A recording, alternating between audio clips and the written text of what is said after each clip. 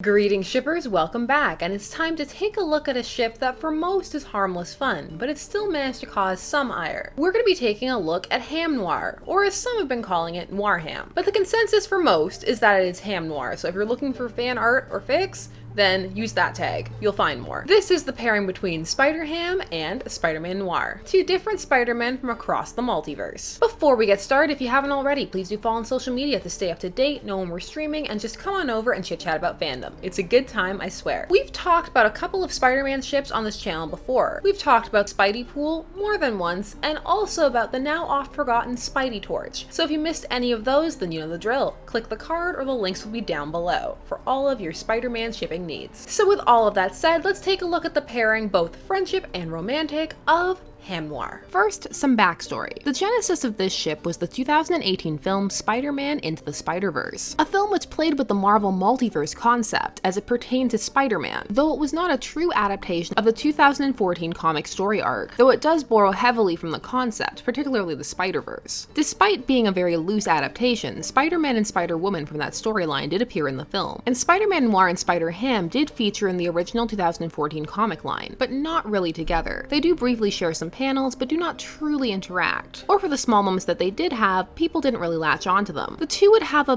bit more of a direct connection in the 2015 Secret Wars storyline, not to be confused with the first Secret Wars plot that Marvel did decades earlier. They were also both featured when the animated series Ultimate Spider-Man, which aired from 2012 to 2017, tackled the concept of the Spider-Verse in its third and fourth seasons. However, none of these triggered an outpouring of the ship known as Ham Noir. Before we examine what made this film's Spider-Verse different, let us take a moment to meet the players. First up, Spider-Ham, aka Peter Porker. Originally meant to be a one-off joke, Spider-Ham first appeared in the one-shot humor comic Marvel Tales, starring Peter Porker, the spectacular Spider-Ham, in 1983, and he was not alone, as other parody characters such as Hulk Bunny and Captain America got in on the action to help flesh out Earth 8311, a universe populated by anthropomorphic animals. 2 years later, in 1985, Spider-Ham would reappear in a bi-monthly solo series entitled Peter Porker, the Spectacular Spider-Ham, which would later be cancelled in 1987, but the character would appear regularly in Marvel Tales as a backup feature, for a little while at least. And since then, the character has flitted in and out, known to fans of the Spider-Man universe and Marvel Comics, but not to everybody, and not even always to casual comic fans. Still, many have a soft spot for Peter Porker, a fun-loving pig with a penchant for science and righting the injustices of society with the aid of slapstick, satire, and punny jokes. His concept is so outlandish, it is unsurprising that writers enjoy bringing him up when possible to showcase how zany and different the Marvel universes can be. His character has the versatility that he can be used for comedy or played straight as a serious hero, and many find he shines when these two aspects are combined. Next up is Peter Parker of Earth 90214, otherwise known as Spider-Man Noir. He debuted in 2009 as part of the well-received Marvel Noir universe that ran from 2009 to 2010 and contained a series of self-contained stories set in this universe. These fused the Marvel universe and its characters with pulp fiction and noir tropes. Initially, this character appeared in two standalone arcs, Spider-Man Noir and Eyes Without a Face. This Peter Parker was raised during the Great Depression and is dark, brooding, and pretty much every noir lead archetype. Spider-Man Noir worked extremely well, with Peter Parker merging into this canonical AU with great ease. And it became clear that this was a natural fit, and as a result, Spider-Man Noir was one of the most popular characters of Marvel Noir, hence how he was able to branch out so far beyond it. Many were attached to this gritty Peter Parker, who turned his sadness into action in an era where the melodrama of Spider-Man's life translates so well into narration, and cliched but still satisfying plots. Of course, this is only to say if this is a genre one enjoys. If not, then this series was most likely intolerable. In general, Spider-Man has proven himself not only to be a versatile character, but also a versatile concept, as evidenced by the popularity and success of various iterations of the wall crawler, including Spider-Man Into the Spider-Verse, which unabashedly embraces the sentimentality of Spider-Man, while showcasing many different iterations and giving long popular fan favorite Miles Morales his turn in the spotlight. Into the Spider-Verse has been well received by a great many fans. Fans of Spider-Man, both comics, cartoons, films, or just more casual. Also fans of seeing a different backstory get its turn on screen, as well as fans of animation, both in execution and in the much necessary reminder in the West that animation can appeal to a demographic much wider than simply children. It also appealed to shippers. Now this film yielded a fair few ships, some that people expected, and others that were more surprising, such as Ham Noir. Unlike previous multiverse Spider-Man adventures, in this iteration one gets to see Spider-Ham and Spider-Man Noir side by side, as well as engaged in some lighthearted and casual moments, as well as battles, and it didn't take long for a ship to emerge. This was also partially aided by the wide reach that the film itself had, branching out into many different types of fans wherein some of the other materials may not have, which in a sense opened it up to transformative fandom in a whole new way. In order to fully grasp what occurred here, one must be familiar with the concept of the crack ship. Now, we have done a full video defining crack ships, as well as a couple of videos outlining some fun ones, so if you missed that, you know the drill. You can click the card or link down below. However, just to quickly define the concept, a crack ship is a ship wherein the relationship is unusual and unlikely to occur for a variety of reasons, from disparate personalities to never meeting, to being part of a different universe and other factors. Indeed, the name arises from the concept that the shipper must be on crack, a popular saying from the late 90s and early 2000s. It must also be stated here that while modern shipping has largely evolved around the concept of romance and romantic pairings, shipping was initially not so narrowly confined. We've talked about this when we discussed Kirk and Spock, the first modern era shipping pairing, and how at that time there was a divide between gen fiction and slash fiction, but how over time romance came to overtake more and more. And by the time of the digital renaissance in the 90s, romance shipping had firmly become established as the norm. This fact is relevant as in the case of Ham Noir, one very much has both. One will encounter these two as bosom buddies, cross-dimensional best friends, or cross-species interdimensional boyfriends, or both. In either case, like with most crack ships, the origin is lighthearted. For many, it is just an amusing concept, a what if. Hard-boiled vigilante with a literal cartoon character and a pig to boot. Some enjoy that it is so out of left field, joking or memeing that they are true shipping intellectuals, bypassing Miles and Gwen or Aunt May and Liv for a couple only a certain sect of shippers will be able to appreciate. However, just because the pairing has a crackish origin, aside from character types and personalities, one must also contend with the separate universes. Still, people will approach it seriously. Not all, but some. As a result, these shippers will still examine what was presented in the film and sift through it for fodder, expanding upon the ship, which has a domestic bend, with the two often being featured relaxing, Porker having some coffee and pie, while Noir struggles to solve the Rubik's Cube with his monochromatic vision. Many simply find the concept cute, thinking the pairing would be sweet, as Porker helps Noir find some joy in life, literally bringing color into it, while Spider-Ham gains a competent partner who takes him seriously and doesn't look down on him for his cartoonish antics. There are also some working with the headcanon that Spider-Man Noir and Ham would adopt Penny, creating a family out of Team B as they have become known. There are also some who create a human Sona for Spider-Ham, and others are just embracing the ludicrousness and enjoying the ride for however long it lasts, as Marvel has been gracing fans with some rather gratifying, unabashed fanships and spaces of late, at the time of this recording, where shippers are, pun fully intended,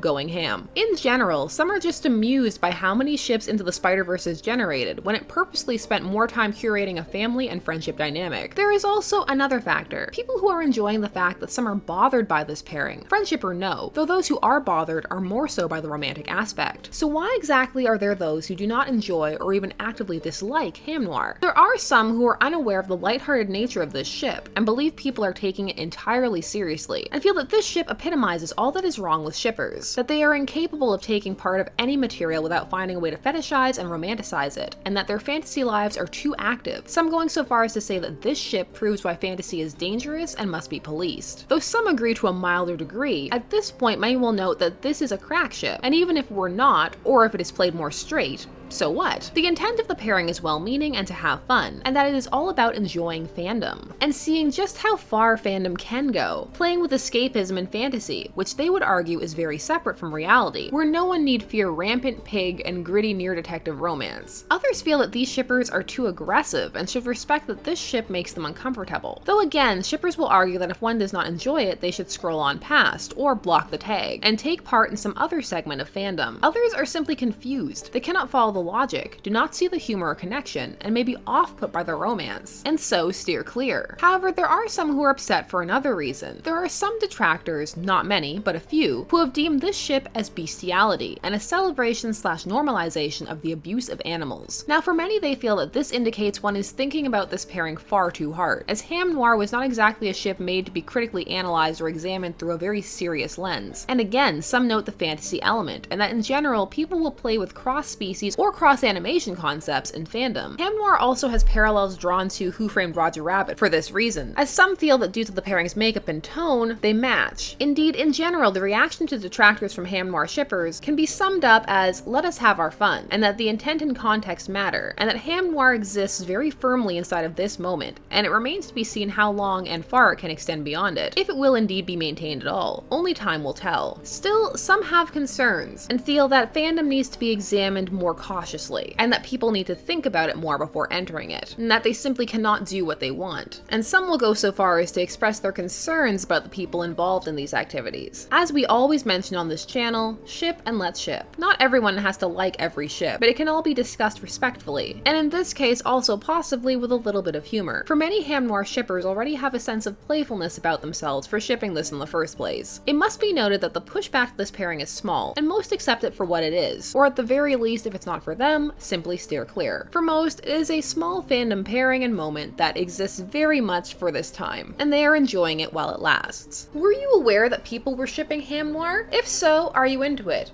Why or why not? All feelings welcome down below. Also, feel free to tell me your favorite crack ship, and you know the drill, answer as many as possible, numbered if you can, because I love a good essay comment. Thanks as always for taking some time out of your day to spend it discussing shipping with me. I always appreciate it. There are as always more videos coming soon, so if you haven't already, please do subscribe and hit that bell notification so that you never miss a vid. I will see you all again when I can, and until then, let's get to that outro. Bye-bye. This has been Shipper's Guide to the Galaxy. Don't forget to like, share, comment, and subscribe. Special thanks to all of my patrons, names on the side, for helping to make these videos possible. There are, as always, more videos coming soon, so until then, stay tuned, for there are as many ships out there as there are stars in the sky.